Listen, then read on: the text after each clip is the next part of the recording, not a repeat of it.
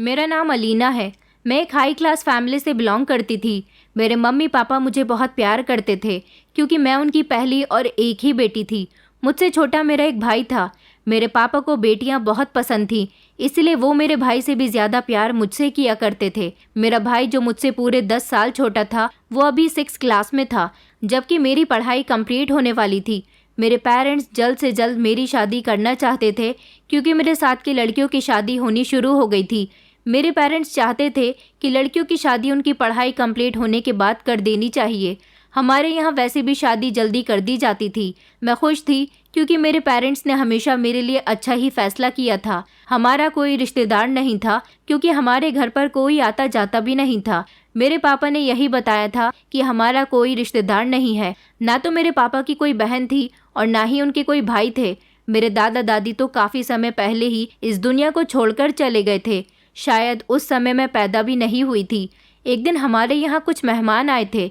ये मेहमान कौन थे मैं इन्हें नहीं जानती थी क्योंकि ज़्यादातर हमारे यहाँ मेरे पापा के फ्रेंड्स या फिर मम्मी के फ्रेंड्स लोग ही आया करते थे या फिर मेरे मम्मी के मायके वाले आते थे। मेरा ननिहाल बहुत दूर का था, इसीलिए वो लोग भी बहुत कम हमारे घर आते थे। मैंने मम्मी से पूछा था कि ये लोग कौन हैं, तो मम्मी ने मुझे मेरे कमरे में जाने के लिए कहा था। आज से पहले ऐसा कभी नहीं हुआ था जब मम्मी मुझे अपने किसी रिश्तेदार के सामने नहीं आने देना चाहती थी। मैंने मम्मी से पूछा भी था कि ये कौन लोग हैं, मगर मम्मी ने मुझे कुछ भी नहीं बताया और मैं खामोशी से अपने कमरे में आ गई थी। मैं भी गहरी सोच में पड़ गई थी कि ना जाने आज मम्मी ऐसा रिएक्ट क्यों कर रही थी। थोड़ी देर के बाद जब वो लोग चले गए तो फिर मैं अपने मम्मी पापा के पास गई और मैंने फिर से उनसे वही सवाल किया था। मेरी मम्मी मुझसे कुछ कहने ही जा रही थी जब पापा ने उन्हें हाथ का इशारा देकर खामोश रहने के लिए कहा। फिर पापा ने बोलना शुरू किया था। पापा कहने लगे कि बेटा, हम तुमसे कुछ ज़रूरी बात करना चाहते हैं। मैंने कहा कि जी पापा, कहिए। पापा ने कहा कि बेटा, हम लोग तुम्हारी शादी करना चाहते हैं। तुम्हें कोई लड़का पसंद तो नहीं है ना? मैंने पापा से कहा कि नहीं पापा, मुझे कोई भी पसंद नहीं है। आप लोग मेरे लिए जो फैसला करोगे वो अच्छा ही होगा। मैं आपकी मर्ज़ी के मुताबिक ही शादी करूंगी। पापा और मम्मी मेरी इस बात पर बहुत खुश हुए थे। फिर पापा ने कहा था कि बेटा, मैंने तुम्हारा रिश्ता तय कर दिया है। मैंने अपने पापा से कहा कि जी अच्छा ठीक है। तो पापा कहने लगे कि पूछोगी नहीं कि तुम्हारा रिश्ता मैंने कहाँ पर तय किया है, लड़का कौन है, कैसा है। मैंने पापा से कहा कि पापा, आप लोग कभी भी मेरे लिए कुछ गलत कर ही नहीं सकते। आपने जिस लड़के के साथ मेरी शादी करने का फ़ैसला किया है वो लड़का ज़रूर अच्छा ही होगा। पापा कहने लगे कि तुम्हारे जैसी बेटी ऊपर वाला सबको दे, तुम बहुत अच्छी हो। फिर मुझे पापा ने एक ऐसी बात बताई जिसने मुझे चौंकाकर रख दिया था। पापा ने कहा था कि आज जो लोग हमारे घर पर आए थे वो तुम्हारे चाचा और चाची थे। पापा की बात सुनकर मुझे एक ज़ोरदार झटका लगा था। मैंने कहा चाचा और चाची, वो भी मेरे? पापा कहने लगे कि हाँ, तुम्हारे चाचा चाची। हमने तुमसे अपने रिश्तेदारों के बारे में ये बात छुपाई थी कि इस शहर में तुम्हारे चाचा चाची भी रहते हैं। तुम्हारे चाचा मेरे ही सगे भाई हैं और उनका एक जवान बेटा भी है। आज वो कई सालों बाद यहाँ मुझसे मिलने के लिए आए थे और उन्होंने अपनी ख्वाहिश जाहिर की है। उन्होंने कहा है कि वो अपने बेटे की शादी तुम्हारे साथ करना चाहते हैं। वो बड़ी उम्मीद से यहाँ रिश्ता लेकर आए हैं और फिर कई सालों बाद जब मैं अपने भाई से मिला तो मैं भी इमोशनल हो गया। मैंने यही सोचा कि हम दोनों भाइयों को फिर से एक हो जाना चाहिए। दरअसल कुछ सालों पहले हमारी फैमिली के बीच एक बहुत बड़ी मिसअंडरस्टैंडिंग क्रिएट हो गई थी, जिस वजह से तुम्हारे दादाजी ने तुम्हारे चाचा और चाची को दूसरा घर खरीद कर दे दिया था। वो लोग इस घर से अलग रहने लगे। जब वो यहाँ से गए तो उन्होंने कभी हमें पलटकर नहीं देखा, लेकिन अब जब तुम्हारे चाचा का बेटा जवान हुआ और तुम भी जवान हो गई हो तो उन्होंने सोचा कि क्यों ना हम दोनों भाई फिर से एक हो जाएं। हम दोनों भाई अपने रिश्ते को मजबूत और गहरा बना लेते हैं, बस यही सोचकर कि मेरे भाई के साथ मेरा रिश्ता फिर से पहले जैसा हो जाएगा, क्योंकि मैं शुरू से ही अपने भाई से बहुत प्यार करता हूँ। वो मेरा छोटा भाई है और मैं उससे नाराज़ था और वो मुझसे नाराज़ था। मैंने तो उससे सारी नाराज़गी दूर कर दी है और अपना दिल बड़ा कर लिया। मैं आज भी उससे बहुत प्यार करता हूँ। उनकी जो नाराज़गी थी वो तुम्हारे दादाजी से थी, मगर मैंने हमेशा ही अपने भाई की फ़िक्र की है। लेकिन जब भाई इस घर से अपनी पत्नी को लेकर चला गया था तब उसने मुझसे भी नाराज़गी जतानी जाहिर कर दी थी। अब जब वो हमसे कोई संबंध रखना ही नहीं चाहता था तो इसलिए तुम जैसे जैसे बड़ी होती गई तो मैंने तुम्हें उनके बारे में बताया ही नहीं। लेकिन मैं नहीं जानता था कि मेरा भाई एक दिन तुम्हारा हाथ अपने बेटे के लिए मांग लेगा। उसने तुम्हें अभी कुछ दिन पहले एक शादी में देखा था और जब तुम्हारे चाचा को पता चला कि तुम तो उनकी ही भतीजी हो तो उन्होंने फैसला कर लिया था कि वो अपनी भतीजी को अपने घर की बहू बनाकर रहेंगे। वो तुम्हें बहुत पसंद करते हैं। मैं तो इस रिश्ते से बहुत खुश हूँ। मैं तुम्हारी मर्जी जानना चाहता था, इसलिए तुम्हें ये सब कुछ बताना बहुत ज़रूरी है। मैंने पापा से कहा था कि पापा, आप मेरी शादी जहाँ भी करोगे मैं खुशी खुशी वहाँ पर कर लूँगी। आप अगर मेरा रिश्ता मेरे चाचा जी के बेटे के साथ करना चाहते हो तो मैं वहाँ शादी करने के लिए बिल्कुल तैयार हूँ। अगर इससे मेरे चाचा जी और आपका रिश्ता पहले जैसा मजबूत होता है तो फिर ये शादी होनी बहुत ज़रूरी है। मेरी बात सुनकर मेरे मम्मी और पापा दोनों ही खुश हुए थे, लेकिन ना जाने क्यों मेरी मम्मी थोड़ी परेशान नज़र आ रही थी। मेरे कमरे से जाने के बाद मम्मी और पापा काफ़ी देर तक कमरे के अंदर कुछ बातें कर रहे थे। वो लोग क्या बातें कर रहे थे ये तो मैं नहीं सुन पाई थी क्योंकि उन्होंने कमरे के दरवाजे को अंदर से बंद कर लिया था, मगर मुझे दाल में कुछ काला लग रहा था। फिलहाल मुझे मम्मी ने लड़के का फ़ोटो दिखा दिया था। 1 हफ्ते के बाद मेरी उसके साथ एंगेजमेंट हो गई थी। लड़का देखने में बहुत ही अच्छा था, शायद वो भी मुझे नहीं जानता था, इसलिए वो भी मुझसे अनजान सा था, मगर मैं बहुत खुश थी कि मेरे पापा की चॉइस बहुत अच्छी है। उन्होंने मेरे लिए एक अच्छे और शरीफ लड़के को सिलेक्ट किया है। मेरे चाचा चाची मतलब मेरे सास ससुर भी इस रिश्ते से बहुत खुश थे और हम दोनों का रिश्ता जुड़ने से दोनों भाइयों के बीच पहले जैसा ही प्यार बरकरार हो गया था। मेरे चाचा जी ने मेरे पापा के साथ अब नाराज़गी दूर कर दी थी और खुशी खुशी एंगेजमेंट का फंक्शन निपट गया था। एंगेजमेंट होने के 1 महीने बाद ही हम दोनों की शादी फिक्स हो गई थी। आजकल के ज़माने में लड़के लड़कियों का जब रिश्ता तय हो जाता है तो वो आपस में फ़ोन पर बात करने लगते हैं। मुझे इंतज़ार था कि मेरा रिश्ता फरहान के साथ लग गया था। वो ज़रूर मुझसे कांटेक्ट करने की कोशिश करेगा क्योंकि मैं उससे बात करने के लिए बेकरार हो रही थी। मैं लड़की थी, अपनी साइड से तो उससे बात नहीं कर सकती थी। मुझे उसकी ही तरफ से पहल होने का इंतज़ार था, मगर उसने मुझसे बात करने की कोशिश ही नहीं की। आखिरकार मैं उसकी मंगेतर होने के साथ साथ उसकी कज़िन भी थी। वो चाहता तो मुझसे बात कर सकता था क्योंकि उसके लिए मेरा नंबर निकलवाना कोई मुश्किल काम नहीं था।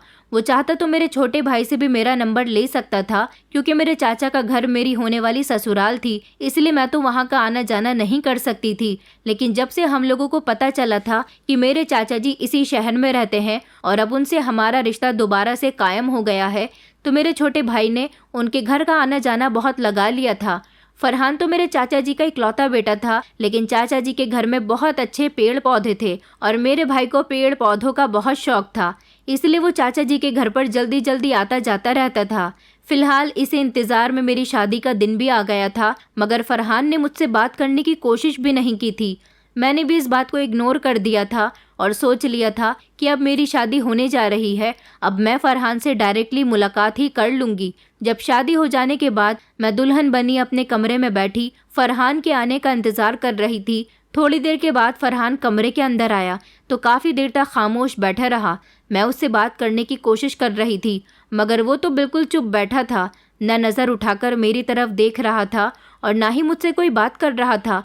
मुझे उसकी ये हरकत बड़ी अजीब लगी थी। मेरा दुपट्टा धीरे धीरे नीचे सरक रहा था। मैंने अपनी चूड़ियों से भरे हाथ उठाए और दुपट्टे को ठीक करने लगी।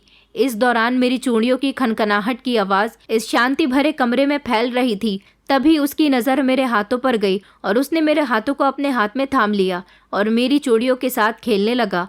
मैं उसकी ऐसी हरकतों से अचानक घबरा गई और पीछे हटी। वो मेरी तरफ देखकर कहने लगा कि क्या हुआ दुल्हन, तुम मुझसे डर क्यों रही हो? मेरा उससे डरना तो बनता था क्योंकि वो हरकतें ही कुछ ऐसी ही कर रहा था जैसे कोई बच्चा करता है। उसकी ऐसी हरकतें देखकर मुझे उससे डर लगने लगा था। मैं उससे पीछे भाग रही थी और वो बार बार मेरे करीब आ रहा था, कुछ गलत करने के लिए नहीं, बल्कि उसे मेरी चूड़ियाँ पसंद आ गई थी। उसने ज़बरदस्ती मेरे हाथ पकड़े और चूड़ियाँ मेरे हाथ से उतारकर ज़मीन पर फेंकने लगा। मेरी चूड़ियाँ टूटने लगी थीं। उसको देखकर मेरी आंखों में आंसू आने लगे, लेकिन वो मेरी टूटी हुई चूड़ियों को देख देख कर बहुत खुश हो रहा था। मैंने चिल्लाना शुरू कर दिया क्योंकि ऐसे इंसान का सामना आज मैंने पहली बार किया था जो ऐसी अजीबोगरीब हरकतें कर रहा था। मेरे चीखने पर कमरे का दरवाज़ा बजने की आवाज़ आने लगी। मैंने झट से दरवाज़ा खोल दिया और मैं अपनी सास के गले जाकर लग गई और ज़ोर ज़ोर से रोने लगी। मेरी सास कहने लगी कि क्या हुआ है? मैंने कहा, देखिए ये फरहान कैसी अजीबोगरीब हरकतें कर रहा है। मेरे हाथ से चूड़ियां उतारकर इसने ज़मीन पर फेंकनी शुरू कर दी। फरहान बार बार मेरे करीब आने की कोशिश कर रहा था। जब उसकी मम्मी ने उसे डांटा और उसे बेड पर बैठने के लिए कहा, मैं ये देखकर दंग रह गई थी कि अपनी माँ की एक ही डांट पर वो बिस्तर पर जाकर बैठ गया था। इतने में ही मेरी सास ने मेरे गाल पर एक जोरदार थप्पड़ मार दिया और कहने लगी कि इतनी जोर जोर से चीखने की क्या जरूरत थी। शादी की पहली रात ही तुमने मेरे बेटे का मूड खराब कर दिया है। अब जाओ और उसे जाकर खुश करो। अपनी सास की बात पर मैं दंग रह गई थी कि वो ये किस तरह की बातें कर रही थी। मैं इस घर में नई नवेली दुल्हन थी और उन्होंने मुझ पर ही हाथ उठा दिया था। क्या मेरी चाची ऐसी थी? मुझे उनसे ऐसे रिएक्शन की बिल्कुल भी एक्सपेक्टेशन नहीं थी। मैं रोती हुई कमरे के अंदर चली आई थी। अब मुझे समझ आ रहा था कि फरहान कोई नॉर्मल इंसान नहीं है। वो जिस तरह की हरकत कर रहा है, ऐसी हरकतें तो एक एबनॉर्मल लोग करते हैं। ज़रूर फरहान को कोई ना कोई प्रॉब्लम है और मेरी शादी एक ऐसे इंसान के साथ हो गई थी जो एबनॉर्मल है, पागलों जैसी हरकतें कर रहा है। मैं तो अपनी किस्मत पर सारी रात रोती रही थी। इस बंद कमरे के अंदर मुझे रह रहकर अफसोस हो रहा था और फरहान से डर भी लग रहा था, लेकिन वो मुझे किसी तरह का कोई नुकसान तो नहीं पहुंचा रहा था। मगर फिर भी मुझे अपनी किस्मत पर रोना आ रहा था कि मेरे पेरेंट्स ने मेरी शादी ये कहाँ पर करवा दी है। मैं एक ऐसे इंसान के साथ सारी ज़िंदगी तो नहीं गुजार सकती थी ना। लेकिन अब क्या हो सकता था, मेरी शादी तो इसके साथ हो चुकी थी। सुबह जब मैं कमरे के बाहर गई तो मेरी सास मुझे देखकर कहने लगी कि उठ गई महारानी सोकर, अब जल्दी से किचन संभाल लो। तुम्हारे बाप की घर की तरह यहाँ पर तुम्हें नौकरानियाँ नाश्ता बनाकर नहीं देंगी, तुम्हें अपने हाथ से सब कुछ बनाना होगा। मैंने कहा था कि चाची जी, घर में नौकरानियाँ मौजूद हैं, वो भी तो नाश्ता बना सकती हैं। उन्होंने कहा, हाँ लेकिन मैंने नौकरानियों से मना किया है कि वो घर के बाकी सारे काम किया करेंगी। तुम सुबह का नाश्ता और दोनों टाइम का खाना खुद बनाया करो। ये बात सुनकर मैं दंग रह गई थी, क्योंकि आज तक कभी भी मेरी मम्मी ने मुझसे घर का कोई काम नहीं करवाया था। मैं किस तरह से खाना बनाती मेरी समझ में नहीं आ रहा था। किचन में जाकर मैंने चाय तो बना ली थी, मगर बाकी का नाश्ता मेरी समझ नहीं आ रहा था कि किस तरह से बनाऊं। इसलिए मैंने अपना मोबाइल उठाया और यूट्यूब से वीडियो देखकर नाश्ता बना लिया था। जब टेबल पर सब लोग नाश्ता करने के लिए बैठे और मेरा पति भी बैठा हुआ था, तो मेरी सास ने एक बड़ी अजीब हरकत की थी। मैं नाश्ता करने में बिजी हो गई थी जब मेरी सास ने मुझसे कहा कि फरहान को तुम अपने हाथों से नाश्ता खिलाओ।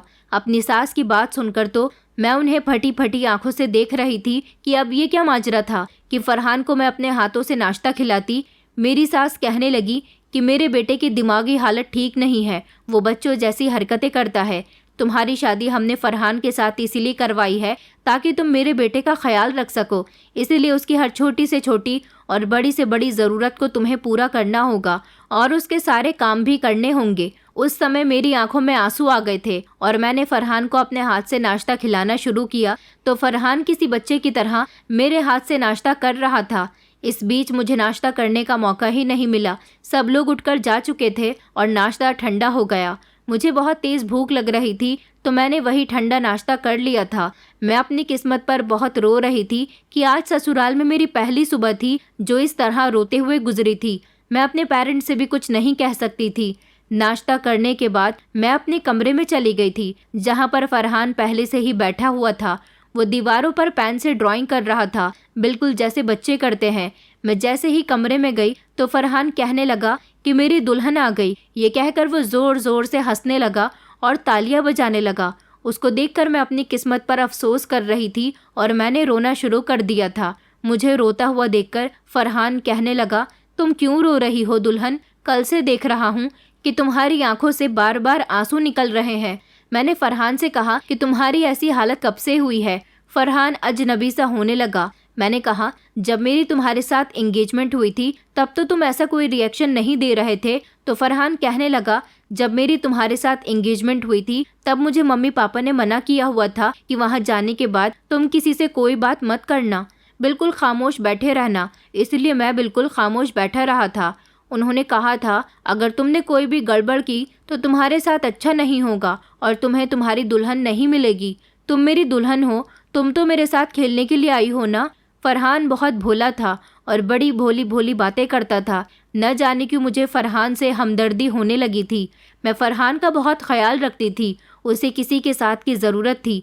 वो बिल्कुल बच्चों की तरह पेश आता था, इसीलिए वो मुझसे जैसा कहता था मैं वैसा ही किया करती थी। उसको टाइम पर दवाइयाँ दिया करती थी, मगर मेरी सास का सुलूक मेरे साथ बिल्कुल भी अच्छा नहीं था। मुझे खाना बनाना नहीं आता था और मेरी सास मुझे किचन में भेज दिया करती थी कि खाना बनाओ। मैं नौकरानी से पूछ पूछ कर खाना बनाने की कोशिश करती थी तो मेरी सास उस पर भी मुझसे गुस्सा किया करती थी। कहती थी कि तुम्हारी माँ ने तुम्हें कुछ सिखाकर नहीं भेजा क्या।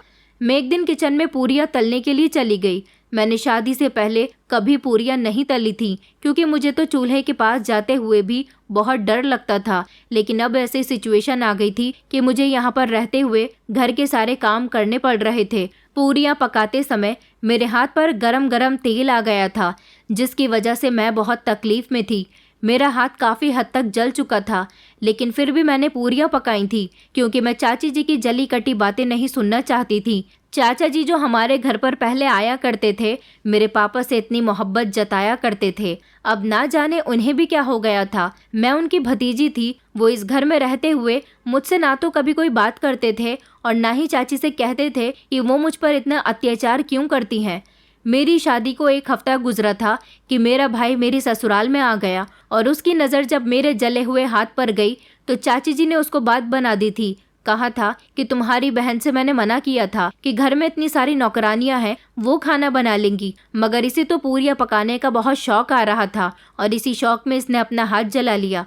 मेरा भाई कहने लगा कि दीदी, यहाँ पर काम करने के लिए नौकरानी है तो फिर आपको काम करने की क्या ज़रूरत है। अब मैं अपने भाई को क्या बताती कि मैं यहाँ पर किस जुल्म की शिकार हो रही थी। मेरे भाई ने कहा, मैं जीजू से मिलना चाहता हूँ, लेकिन अजीब बात ये थी कि मेरी सास और मेरे ससुर ये चाहते ही नहीं थे कि मेरे घर का कोई भी मेंबर मेरे पति से मिले। जब उनमें से कोई भी फरहान से मिलना चाहता था तो मेरी सास फरहान को समझा दिया करती थी कि किसी के भी सामने किसी भी बात का कोई जवाब मत देना और बस खामोशी से बैठे रहना, क्योंकि अगर फरहान बोलता तो उसकी लैंग्वेज और अंदाज से ही उन लोगों को पता चल जाना था कि फरहान में कोई प्रॉब्लम है। इसीलिए फरहान किसी के सामने कुछ बोलता ही नहीं था, जिसकी वजह से मेरे पेरेंट्स और मेरे छोटे भाई को यही लगता था कि फरहान बहुत सीधा लड़का है। लेकिन फरहान कैसा था ये तो मैं जानती थी। मेरी सास ने मेरे छोटे भाई से मना कर दिया कि फरहान अभी ऑफिस गया हुआ है, लेकिन फरहान तो घर में ही मौजूद था। मेरी सास उसे कमरे से ज़्यादा निकलने ही नहीं देती थी और फरहान के सारे काम की जिम्मेदारी उन्होंने मुझ पर ही सौंप दी थी। जब मेरा छोटा भाई वहाँ से चला गया तो मेरी सास ने फिर से मेरे बाल पकड़कर मुझे मारना शुरू किया था। एक तो पहले ही मेरा हाथ इतनी तकलीफ में था, दूसरा मेरी सास ने मुझ पर जुल्म करने शुरू कर दिए थे। मेरी सास कहने लगी कि अगर अपने घर वालों में से किसी को इस बारे में कुछ बताने की कोशिश की तो अच्छा नहीं होगा, और जितना हो सके अपने छोटे भाई को यहाँ आने से रोका करो। वो जब भी यहाँ आने के लिए कहा करे तो अपनी मम्मी से फ़ोन करके मना कर दिया करो। कह दिया करो कि वो यहाँ पर ना आया करे, क्योंकि जिस दिन से तुम्हारा रिश्ता यहाँ पर तय हुआ है उसी दिन से ये हमारे घर पर बहुत आता जाता है। और अगर तुम्हारे माँ बाप भी यहाँ आने के लिए कहें तो उन्हें भी कोई ना कोई बहाना बना देना, वो भी यहाँ पर ना आए। मेरी सास ने मुझसे मेरा मोबाइल भी छीन लिया था और कहती थी कि अगर तुम्हारे घर वालों का फ़ोन आएगा तो मैं खुद तुम्हारी उनसे बात करवा दूंगी। ये लोग मेरे साथ ना जाने ऐसा क्यों कर रहे थे। एक दिन मैंने अपनी सास से पूछ ही लिया था कि आखिर मैंने आपका क्या बिगाड़ा है। मैं तो आप लोगों को जानती भी नहीं थी, आप लोग मेरे साथ ऐसा क्यों कर रहे हो।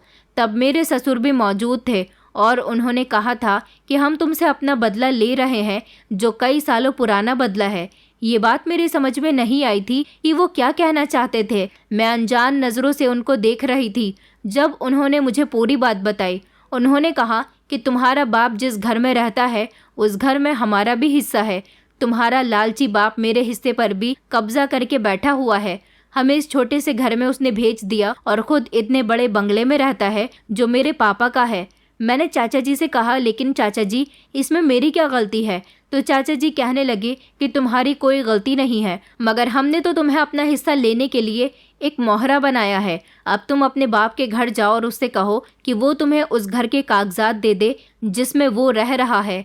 चाचा जी की बात सुनकर मैं चौंक गई थी। मैंने कहा था कि आप ये क्या कह रहे हो चाचा जी। उन्होंने कहा, हाँ तुम्हें ऐसा ही करना होगा। अगर तुमने ऐसा नहीं किया तो मेरा बेटा तुम्हें डिवोर्स दे देगा और हम सबसे यही कहेंगे कि तुम्हारी हमारे बेटे के साथ बनती नहीं थी। तुमने हमारे बेटे को दवाइयाँ दे देकर उसका दिमाग खराब कर दिया, उसे पागल कर दिया, और अब तुम हमारे घर को छोड़कर जा रही हो। मैं तुम्हें इतना बदनाम कर दूंगा कि तुम्हारी दोबारा कभी शादी नहीं हो सकेगी। तुम किसी को मुंह दिखाने लायक नहीं रहोगी। अगर तुम्हें इस घर में सुकून से रहना है तो तुम मेरा ये काम कर दो। मैंने चाचा जी से कहा था कि चाचा जी, आप खुद भी तो प्यार से मेरे पापा से उस घर का हिस्सा मांग सकते थे। आपको मुझे इस्तेमाल करने की क्या ज़रूरत थी? आप नहीं जानते कि आपने मेरी ज़िंदगी के साथ खेला है। आपने मुझे धोखा दिया है। मैंने तो आप लोगों का कुछ भी नहीं बिगाड़ा था। मैं तो अभी भी आपके पागल बेटे के साथ ज़िंदगी गुजारने के लिए तैयार हूँ, क्योंकि वो मुझे अच्छा लगने लगा है। मुझे उसकी फ़िक्र होती है। मगर आप लोग तो मुझे इस्तेमाल करना चाहते हो। ये आपने बिल्कुल भी ठीक नहीं किया। चाचा जी कहने लगे, अच्छा, अब ज़्यादा बकवास करने की ज़रूरत नहीं है। जैसा हमने कहा है वैसा ही करो। जाओ अपने बाप के घर जाकर जो चाहे बता दो, क्योंकि कुछ सालों पहले तुम्हारे बाप ने भी मेरे साथ धोखा किया था और मेरी दौलत पर आज भी कब्जा जमाए बैठा हुआ है। हम अपना घर और अपनी ज़मीन जायदाद हासिल करना चाहते हैं। मेरी सास ने मुझे बहुत बातें सुनाई थी और मुझे वो लोग मेरे मायके जाने के लिए फोर्स कर रहे थे। मैं रोते हुए अपने कमरे में आ गई थी और फूट फूट कर रो रही थी। जब मेरे हाथ पर फरहान की नज़र गई तो वो कहने लगा, ये तुम्हारे हाथ पर क्या हुआ है दुल्हन? तो मैंने उसे कुछ नहीं बताया। फरहान कहने लगा कि बताओ, तुम्हारे हाथ पर क्या हुआ है और तुम हमेशा रोती क्यों रहती हो? मैंने फरहान को बताया, तुम्हारे घर वालों ने मेरे साथ बहुत गलत किया है। वो लोग चाहते हैं कि मैं अपने मायके जाकर उन्हें प्रॉपर्टी के पेपर लाकर दूं। फरहान की आंखों में ना जाने क्यों उस समय आंसू आ गए थे। उसने कहा था, हाँ, मेरे मम्मी पापा बहुत गंदे हैं, मुझे भी प्यार नहीं करते। फिर उसने मेरी आंखों से आंसू साफ किए और कहने लगा कि तुम बहुत अच्छी हो दुल्हन, तुम मेरे घर वालों से तंग आ गई हो, मैं जानता हूँ, मगर तुम प्लीज़ मुझे छोड़कर मत जाना। तुम्हें यहाँ पर आए हुए अभी कुछ दिन हुए हैं, मगर मुझे तुम्हारी आदत हो गई है, क्योंकि तुम मेरी दोस्त बन गई हो। तुम मेरा बहुत ख्याल रखती हो। इतना ख्याल तो मेरी मम्मी भी नहीं रखती। वो बड़ा मासूम सा चेहरा बनाकर कह रहा था। मैंने उससे कहा कि तुम फिक्र मत करो, मैं तुम्हें छोड़कर कहीं नहीं जाऊंगी। फरहान बहुत अच्छा था, बस वो बेचारा दिमागी कंडीशन में ठीक नहीं था। उसने मुझे कभी नुकसान पहुंचाने की कोशिश नहीं की थी। अगर बुरे थे तो वो थे उसके पेरेंट्स। वो बेचारा तो मेरी ही तरह अपने घर वालों के साथ साथ इस्तेमाल हो रहा था। हम दोनों को ही चाचा चाची ने अपनी जायदाद हासिल करने के लिए मोहरा बनाया था। इन लोगों के झंझट में आखिर हम दोनों की क्या गलती थी? मेरे सास ससुर मुझे काफ़ी फोर्स कर चुके थे और वो लोग मुझे इस घर में चैन से जीने भी नहीं दे रहे थे। मैं भी चाहती थी कि मैं पूरी बात अपने मम्मी पापा को बताऊं, इसलिए मैं ड्राइवर के साथ मम्मी पापा के पास आ गई थी और उन लोगों से लिपटकर बहुत रोई थी। मम्मी पापा मेरा जला हुआ हाथ देखकर बहुत परेशान हुए थे और मुझसे पूछने लगे थे कि तुम्हारा ये हाथ कैसे जल गया। फिर मैंने मम्मी पापा को पूरी बात बताई और उनसे कहा कि उन्होंने मुझे यहाँ प्रॉपर्टी के पेपर लेने के लिए भेजा है। अगर मैंने प्रॉपर्टी के पेपर्स उनको नहीं लाकर दिए तो वो लोग मुझे सब में बदनाम कर देंगे और कह देंगे कि मैं उनके बेटे को दिमागी हालत ख़राब करने की दवाइयाँ दे रही हूँ। जब उन्हें पता चला कि फरहान एबनॉर्मल है तो उन लोगों को और ज़्यादा गुस्सा आया था। पापा कहने लगे थे कि मैं तो अपने भाई को समझता था कि वो सुधर गया, मगर वो तो शुरू से ही चालाक रहा है, वो कभी नहीं सुधर सकता। मम्मी कहने लगी कि मैंने तो आपसे पहले ही कहा था कि मेरी बेटी बहुत मासूम है, हमें ये रिश्ता करते समय सोच लेना चाहिए, मगर आपने मेरी एक नहीं सुनी और रिश्ता तय कर दिया। मेरी बेटी अब उन लोगों का शिकार हो रही है। आखिरकार इस सब में मेरी बेटी की क्या गलती है? मम्मी कहने लगी, अगर तुम्हें अपनी बेटी का घर बसा देखना है तो प्रॉपर्टी के पेपर्स दे दो। पापा कहने लगे कि नहीं, मैं किसी हाल में भी प्रॉपर्टी के पेपर्स नहीं दूंगा। आखिर वो समझता क्या है खुद को? मैं उस पर केस कर दूंगा कि वो मेरी बेटी को परेशान कर रहा है। मैंने पापा से कहा था कि पापा, आप ये क्या कर रहे हो? क्या आप चाहते हो कि मेरा घर ख़राब हो जाए? पापा कहने लगे, हाँ बेटा, तुम अपना घर ख़राब कर लो। ऐसे घर में रहने का भी क्या फ़ायदा जिसके माँ बाप तुम्हें परेशान करें और लड़का भी पागल हो। मैंने कहा, पापा नहीं, मैं फरहान को वादा कर चुकी हूँ कि मैं उसे छोड़कर कहीं नहीं जाऊँगी। पापा कहने लगे कि तुम उस पागल की बातों में क्यों आ रही हो? उन लोगों ने तो तुम्हें नौकरानी बनाकर रख दिया, तुम्हारा हाथ जला दिया। मुझे नहीं पता था कि मेरा भाई और उसकी बीवी तुम्हारे साथ ये सब कुछ करेंगे। अगर मुझे पता होता तो मैं कभी भी तुम्हारी शादी उस घर में ना करता। मैंने पापा से कहा कि पापा, मैं पूरी बात तो नहीं जानती, मगर प्लीज़ आप प्रॉपर्टी के पेपर्स मुझे दे दो। मैं सिर्फ फरहान की खातिर मजबूर हूँ। प्लीज़ पापा, वैसे भी चाचा तो आपके भाई हैं। पापा कहने लगे कि वो मेरा भाई नहीं है। उसने बचपन से लेकर अब तक कुछ भी ठीक नहीं किया। बचपन में भी वो मेरे मम्मी पापा का कहना नहीं मानता था। मैं एक सीधा, शरीफ और पढ़ा लिखा इंसान था। मैंने अपने पापा के बिजनेस को आगे बढ़ाया। मैं मेहनत करके एक कामयाब इंसान बन गया। उसने क्या किया? वो तो शुरू से ही अपने अय्याश दोस्तों के साथ अय्याशी करता फिरता था। ये घर, बंगला, जायदाद सब कुछ मेरी ही मेहनत की कमाई का है। जब तुम्हारे दादा ने देखा कि मेरे छोटे भाई ने इस घर में कभी कोई पैसा नहीं लगाया, तो वो मेहनत करने से कोसों दूर है। ये सब कुछ मेरी मेहनत की कमाई का नतीजा है। तो उन्होंने अपने छोटे बेटे के लिए एक फैसला किया था। जिम्मेदारी क्या होती है और कैसे निभाई जाती है, वो तो तुम्हारा चाचा जानता ही नहीं था। तुम्हारे दादा ने उसकी शादी करवा दी ताकि वो जिम्मेदारी समझ सके। उसके बच्चे होंगे तो वो जिम्मेदारी समझने लगेगा। लेकिन शादी के बाद भी उसने किसी जिम्मेदारी को नहीं समझा था और वो हमेशा छोटी छोटी बात पर लड़ता रहता था। हमेशा अपने हक की बात करता था, अपना हक मांगता था।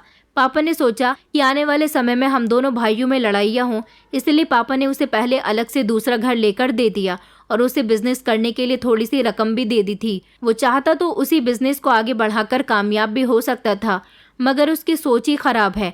तुम्हारे दादा ने सोचा कि इस तरह घर में सुख शांति फैली रहेगी। फिर मेरे पिता इस दुनिया से चले गए।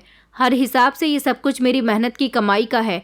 उसने तो सारी जिंदगी कुछ भी नहीं किया, तो फिर मैं ये सब उसे कैसे दे दूं?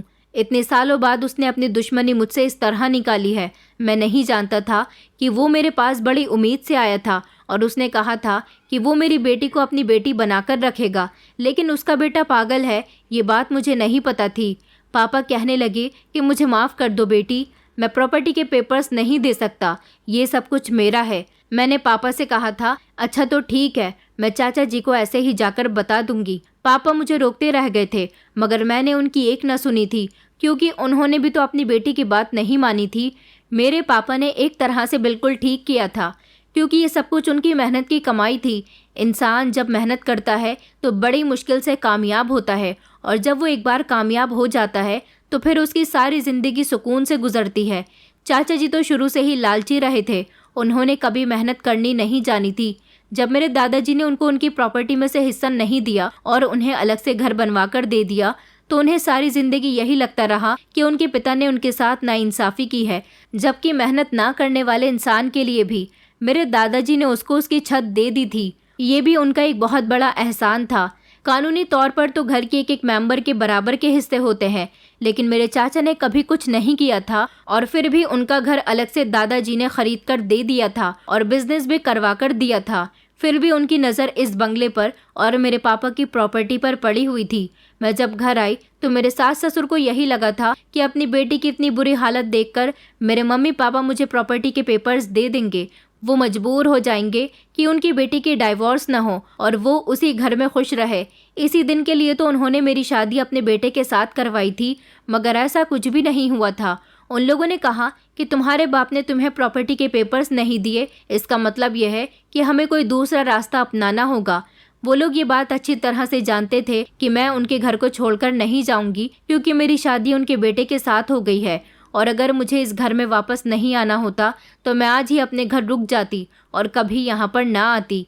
मेरे यहाँ दोबारा लौट कर आने से ये लोग समझ गए थे कि मैं अब उनके बेटे को नहीं छोड़ सकती, और अगर मैं उसे छोड़कर चली गई तो वो लोग मुझे सबके सामने जलील कर देंगे। जब वो लोग मेरे साथ इस घर में इतना गलत सलूक कर सकते थे तो वो लोग मेरी बेइज्जती भी करवा सकते थे। मुझे इस बात का डर भी था और मुझे फरहान की भी फिक्र थी। न जाने क्यों मैं धीरे धीरे उससे अटैच होती जा रही थी। मुझे उससे प्यार होता जा रहा था। मैं उसका बहुत ख्याल रखती थी। आखिरकार मेरा उससे दिली रिश्ता जुड़ा हुआ था। वो मेरा हस्बैंड था। वो पागल था तो क्या हुआ, मेरे साथ उसका रिश्ता जुड़ा हुआ था। उधर फरहान मुझसे एक मिनट के लिए भी दूर नहीं होता था। वो कहता था कि जब तुम मेरे साथ होती हो तो मुझे बहुत अच्छा लगता है। चाची ने बचपन से ही उसे बहुत डांट डपट कर रखा था। उसे माँ बाप का प्यार ठीक से नहीं मिल सका था, क्योंकि माँ बाप दोनों ही लालची थे और ज़्यादातर अपने लालच को पूरा करने में लगे रहते थे। उन्होंने बेटा पैदा करने के बाद उस पर कभी ध्यान ही नहीं दिया, उसे नौकरों के हवाले छोड़ दिया। कई बार ऐसा हो चुका था कि फरहान के दिमाग पर कई बार चोट लग चुकी थी। कभी ऐसा हुआ था कि वो स्कूल की सीढ़ियों से गिरते समय उसके दिमाग पर चोट लग गई थी। तो एक बार ऐसा हुआ था कि वो बीमार था और उसे अपने पेरेंट्स की सख्त ज़रूरत थी, तो उसके पेरेंट्स ने उस पर ध्यान न देकर उसे नौकरों के हवाले छोड़ दिया था। नौकरों ने उसका ध्यान ठीक से नहीं रखा। उसको तेज़ बुखार था। उसका बुखार दिमाग पर चढ़ गया था।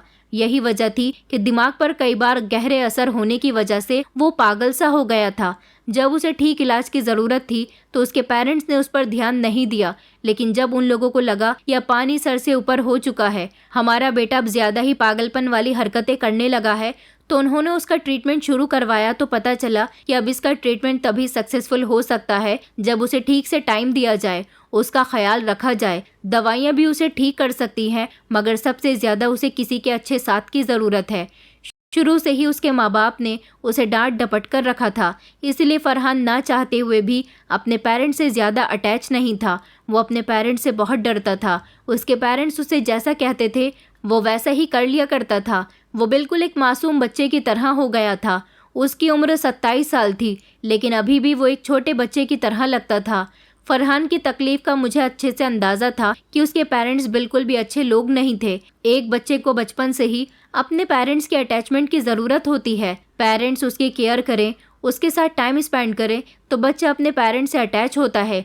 लेकिन जब पेरेंट्स ही अपने बच्चों से अलग अलग रहेंगे और बच्चे को उनके प्यार की ज़रूरत होगी, तब वो उसे प्यार नहीं दे सकेंगे, तो बच्चा अपने पेरेंट्स से दूर हो जाता है। और फिर ऐसे पेरेंट्स जो उसके बचपन से ही उसके साथ सख्ती से पेश आते थे, तो ऐसे बच्चे के दिल में अपने पेरेंट्स के लिए मोहब्बत कहाँ से पैदा हो सकती है। मैंने ठान लिया था कि मैं इस घर से कहीं नहीं जाऊंगी। मेरी शादी फरहान के साथ हुई है तो मैं उसे ठीक करके रहूंगी और कभी फरहान का साथ नहीं छोड़ूंगी। आखिर मेरा और उसका जिंदगी भर का नाता था। मैं जानती थी कि फरहान के पेरेंट्स उसे ठीक नहीं कर सकते, इसलिए मुझे ही उसे ठीक करना होगा। लेकिन ये सब कुछ करना मेरे लिए बहुत मुश्किल था। फरहान के पेरेंट्स बहुत बुरे थे। चाचा चाची मुझे छोटी छोटी बात पर ब्लैकमेल किया करते थे। मुझे धमकाया करते थे कि अगर मैंने उन्हें प्रॉपर्टी के पेपर्स लाकर नहीं दिए तो वो लोग मेरे साथ बुरा करेंगे। मैं बार बार अपने पापा से बोलती थी कि पापा प्लीज़ प्रॉपर्टी के पेपर्स दे दो ताकि मेरी ज़िंदगी सुकून से गुजर सके, मगर पापा भी अपने ज़िद पर अड़े हुए थे। वो अपने भाई से बदला लेना चाहते थे, मगर उन्होंने भी ये नहीं सोचा था कि इस बदले की आग में मैं और फरहान जल रहे थे। मेरी सास फरहान की आंखों के सामने ही मुझ पर हाथ उठाया करती थी, तो फरहान अब अपनी माँ के आगे आकर खड़ा हो जाता था, तो मेरी सास उस पर भी हाथ उठाया करती थी कि इस लड़की को बचाने की तुम्हारी हिम्मत कैसे हुई। लेकिन अब फरहान को नज़र आने लगा था कि उसकी वाइफ के साथ इस घर में अब कुछ ज़्यादा ही बुरा होने लगा है। ये लोग उसे टॉर्चर करते हैं। फरहान मुझसे मोहब्बत करने लगा था, उसे मेरी आदत हो गई थी, इसलिए वो मेरे साथ कुछ गलत होता हुआ नहीं देख सकता था। लेकिन वो बेचारा कुछ कर भी तो नहीं सकता था। हम दोनों बहुत मजबूर थे। इन दोनों भाइयों की लड़ाई में मैं फरहान को लेकर बहुत परेशान रहने लगी थी। इसलिए मैंने एक ऐसा कदम उठाया था जो शायद मुझे नहीं उठाना चाहिए था। मैं फरहान को लेकर एक रात घर से भाग गई थी और मैं अपनी एक दोस्त के घर चली गई थी। मैंने उसे जाकर पूरी बात बताई थी। फरहान की कंडीशन देखकर तो मेरी दोस्त को भी अफसोस हुआ था और मुझे भी देखकर वो कहने लगी थी कि तुम्हारे साथ भी सच में बहुत बुरा हुआ है। उसने मेरा साथ देने के लिए कहा था। मैंने पापा को कॉल करके बता दिया था कि मैं घर से चली गई हूँ और अब मैं कभी वापस नहीं आऊँगी, क्योंकि आप दोनों भाइयों के झगड़े में हम दोनों पति पत्नी पिस रहे हैं। मैं फरहान को ठीक करना चाहती हूँ। फरहान ठीक हो जाएगा तो मुझे आप लोगों की कोई ज़रूरत नहीं होगी, क्योंकि ना आप मेरी बात को समझ रहे हो और ना ही मेरे ससुराल वाले। ऐसे में मैं फरहान से अलग नहीं हो सकती। चाहे जो हो जाए मैं उसे ठीक करके ही रहूँगी।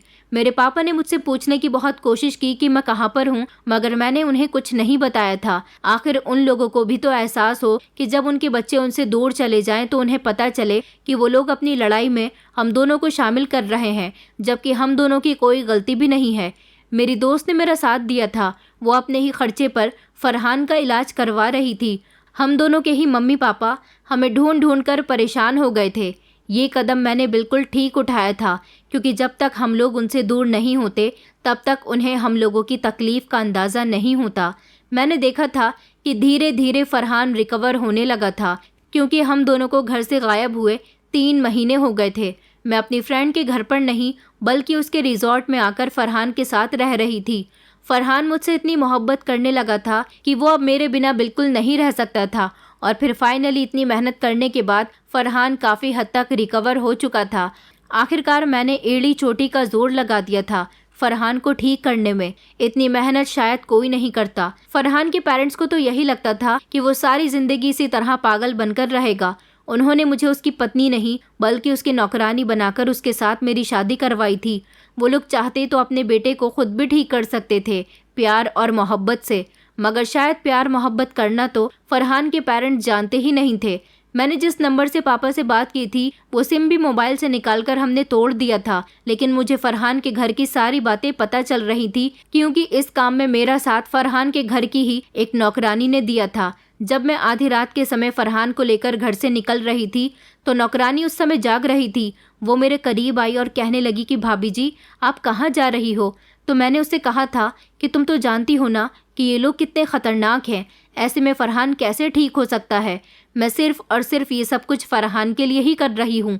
मैंने उससे कहा था कि प्लीज़ इस बारे में किसी को कुछ मत बताना, और मैंने उससे कहा था कि तुम मुझे अपना मोबाइल दे दो, मैं तुम्हारा मोबाइल लेकर जा रही हूँ ताकि मैं तुमसे बात कर सकूँ। तुम कोई दूसरा मोबाइल ले लेना और मुझसे बात करती रहना। उस नौकरानी को भी फरहान की बहुत फिक्र थी। वो भी चाहती थी कि फरहान बेचारा ठीक हो जाए। उसने मुझे खुशी खुशी अपना मोबाइल दे दिया था और कहा था कि मैं आपको यहाँ की पल पल की खबर देती रहूंगी और आपके बारे में किसी को कुछ नहीं बताऊंगी। नौकरानी मुझे फ़ोन करके बताया करती थी कि फरहान के पेरेंट्स को रियलाइज़ होने लगा है कि उन्होंने तुम्हारे और फरहान के साथ बहुत गलत किया, क्योंकि जिस दिन से तुम दोनों इस घर से गए हो ये लोग आपके लिए बहुत परेशान हैं और आपको ढूंढ रहे हैं। फरहान जब ठीक हो गया तो मैंने नौकरानी को ये खबर सुनाई तो वो कहने लगी कि भाभी आपने बहुत अच्छा किया, आखिरकार फरहान भाई आपकी वजह से ठीक हो सके, वरना इन लोगों के बस की बात नहीं थी। उसने कहा था कि आपके पेरेंट्स भी आपके लिए बहुत परेशान हैं और उन लोगों को भी यह एहसास हो गया कि उन्हें अपनी बेटी की बात मान लेनी चाहिए थी। अगर हम उसकी बात मान लेते तो शायद वो घर छोड़कर ना भागती। उन लोगों के बीच झगड़ा तो बहुत हुआ था, लेकिन फिर उनको मजबूरन अपना झगड़ा ख़त्म करना पड़ गया था, क्योंकि उन्हें अपने अपने बच्चों की फ़िक्र हो रही थी। वो चाहते थे कि उनके बच्चे किसी भी तरह उनके पास वापस लौट आएं। उन्होंने पुलिस की भी मदद ली थी। पुलिस हम दोनों को तलाश कर रही थी। फिर जब फरहान रिकवर हो गया तो हम दोनों खुद अपने अपने पेरेंट्स के पास चले गए थे और हमारे पेरेंट्स ने हमसे माफ़ी मांगी थी, क्योंकि हम दोनों के गायब होने के बाद उन्हें इस बात का एहसास हो गया था कि वो दोनों जायदाद के चक्कर में हम दोनों के साथ गलत कर रहे थे। और सबसे ज़्यादा गलत तो मेरे साथ हुआ था, जो मेरी चाची ने किया था। चाचा चाची ने जब फरहान को ठीक होते हुए देखा तो उन्होंने झट से अपने बेटे को गले लगा लिया, क्योंकि उन्हें अपनी आंखों पर यकीन नहीं आ रहा था। उन्होंने भले ही फरहान के साथ बचपन से लेकर अब तक अच्छा सलूक नहीं किया था, मगर था तो वो उनका ही बेटा। जब उनका बेटा उनकी आंखों से गायब हो गया तो उनको इस बात का एहसास हुआ कि वो माता पिता हैं। उनकी ममता अपने बेटे के लिए उस समय जाग उठी थी जब उन्होंने देखा कि उनका बेटा इस घर से जा चुका है। न जाने वो किस हाल में होगा, कहाँ होगा। उनको अपनी गलती का एहसास होने लगा, और जब उन्हें पता चला कि उनका बेटा सिर्फ और सिर्फ मेरी वजह से ठीक हुआ तो चाची ने मुझसे अपनी गलती की माफ़ी मांगी थी और कहा था कि मैंने तो उम्मीद ही छोड़ दी थी कि मेरा बेटा कभी भी ठीक हो सकता है। उन्होंने मुझसे अपने किए की माफ़ी मांगी। मेरे ससुर भी बहुत शर्मिंदा थे। मेरे मम्मी पापा ने भी हम लोगों से माफ़ी मांगी। फरहान ने और मैंने अपने अपने पेरेंट्स को माफ़ कर दिया था। इससे ये साबित होता था कि हम दोनों के पेरेंट्स को अपनी गलती रियलाइज़ हो गई थी और इन लोगों के बीच में भी आपस में मोहब्बत पैदा हो गई थी। मेरे पापा ने चाचा जी को उनका हक देने का फ़ैसला कर लिया था, मगर फिर चाचा जी ने मेरे पापा से माफ़ी मांगी और कहा कि नहीं, ये सब कुछ तुम्हारी मेहनत का है, मैं इसमें से कुछ नहीं लूँगा। तुम्हारी बेटी ने मेरे बेटे को ठीक कर दिया, यही मुझ पर बहुत बड़ा एहसान है। उन्होंने मुझसे भी माफ़ी मांगी थी और मेरी सास भी अपने किए पर बहुत शर्मिंदा थी। फरहान को उसके पेरेंट्स मिल गए थे और इस तरह मेरे चाचा और पापा दोनों में मोहब्बत बढ़ गई थी। दोनों के दिल के शिकवे ख़त्म हो चुके थे। उस दिन के बाद से मेरी सास मुझे अपनी बेटी समझने लगी। फरहान और मैं एक खुशहाल ज़िंदगी गुजारने लगे। फरहान समझदार हो गया और उसने अपने पापा का बिजनेस ज्वाइन कर लिया। मेरे चाचा के दिल से लालच भी निकल गया, जो अपनी जवानी के समय से मेरे चाचा ने नहीं किया था, लेकिन वही सब फरहान ने कर दिखाया और उसने अपने पापा का बिजनेस ज्वाइन कर लिया। मेरे चाचा के दिल से भी अब लालच निकल गया, और जो अपनी जवानी के समय में मेरे चाचा ने नहीं किया था, लेकिन वही सब आज फरहान ने कर दिखाया। उसने अपने पापा के बिजनेस को आगे बढ़ा दिया और आज वो एक कामयाब इंसान है। मेरे चाचा भी अपने बेटे की वजह से एक बहुत अच्छे बंगले में रह रहे हैं और उनके पास भी अब काफ़ी प्रॉपर्टी है। दोस्तों, उम्मीद करती हूँ आपको हमारी कहानी पसंद आई होगी। कहानी पसंद आई है तो वीडियो को लाइक करें, चैनल पर नए हैं तो चैनल को सब्सक्राइब करें और हाँ, नोटिफिकेशन बेल को ज़रूर दबाएं ताकि अगली अपडेट सबसे पहले आपको मिले।